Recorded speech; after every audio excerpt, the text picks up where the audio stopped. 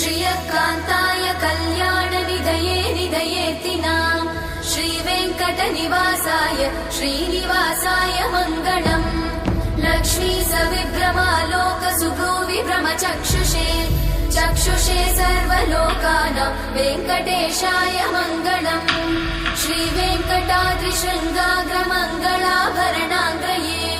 मङ्गलानां निवासाय श्रीनिवासाय मङ्गलम् सर्वावयव सौन्दर्य सम्पदा सर्वचेतसां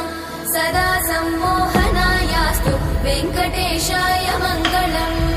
नित्याय निरवध्याय सत्यानन्द चिदात्मने सर्वान्तरात्मने श्रीमद् वेङ्कटेशाय मङ्गलम् स्वतः सर्वविदे सर्वशक्तये सर्वशेषिने